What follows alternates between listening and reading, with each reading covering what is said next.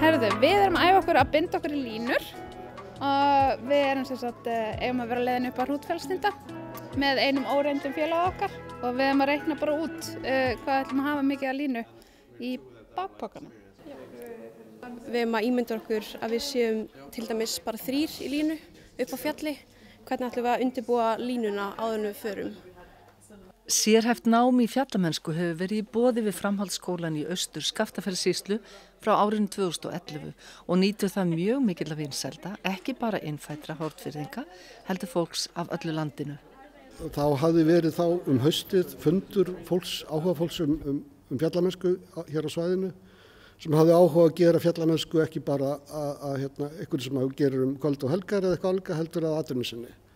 Og á þeim fundið þessar ráðstöfnu þá vorum við að velta fyrir sér hvernig byggjum við þá upp menntun til þess að byggja upp þessa atvinnugrein og þá að leita til okkar það hvort að við getum komið að því að byggja upp námi í fjallamennsku.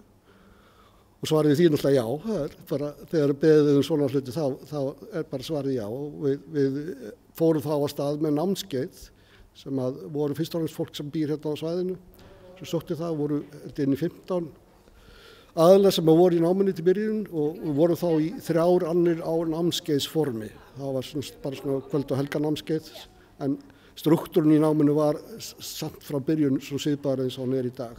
Áhersla á það að vera úti, læra á vettvangi og síðan þá í stofu og fjarnámi og svo framvegis.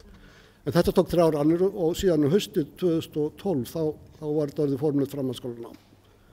Og til eins árs eða 60 einingar og búið að vera það frá til dagsins í dag þá erum við búin að bæta við öðru árið og þannig að núna eru með 120 einingar í þessu námi, fyrsta og annað ár eða grunnnám og framhaldsnám eins og við köllum það og við erum með 40 nemendur núna í grunnnáminu og 10-15 í framhaldsnáminu en bara strax í haust þá sóttu 150 nemendur að komast í þetta nám en við gátum ekki tekið augljóslega við öllum. En þetta er sá fjöldi sem að sækjast eftir að komast í þetta nám hjá okkur. Í þessum áfanga er þetta aðalega að líða vel og geta séð sjálfan sig í vetraraðstæðum. Bæði hvað varðar gistingu, mat, búnað og við förum í snertum á tæknilegum atriðum eins og sprungubjörgun og slíku. Og svo er annar áfangi sem er framhald af þessum, þar sem við fara miklu dýpra í þessi tæknilegu atriði. Læra að tryggja hvort annað upp landslag, hryggi eða slíkt. En í náminu almennt erum við raunin að þjálfa leiðsögumenn sem að geta tekist á við allar aðstæður. Markmiðið er í raunin að komast í snjó og tjalda í snjó og fara yfir tjaldbúðalíf. Helst að ganga á jökli og þá þurfum við að ganga í línu. Það er það sem við erum búin að vera á okkur í dag, hvernig við bindum okkur inn í línu, hvaða millibil við höfum á milli upp á að vera örugg ef einhvert okkar dettur inn í sprungu. Og svo erum við búin að vera að æfa okkur að kallast það júmma yfir hnút. Við erum núna þátttakendur í að byggja upp skóla og nám, við erum líka þátttakendur í að byggja upp samfélagið og við erum þátttakendur í að byggja upp greinina. Þessi grein, atvinnugrein, fjallamennska, hún var til fyrir það 10 árum. Fyrir þann tíma var hún ekki til á Íslandi. Nú er þetta orðið stærsti atvinnuvegur þessa svæðis. Þetta er komið verulega mikið fram úr fiskvinnslu og fiskveiðum.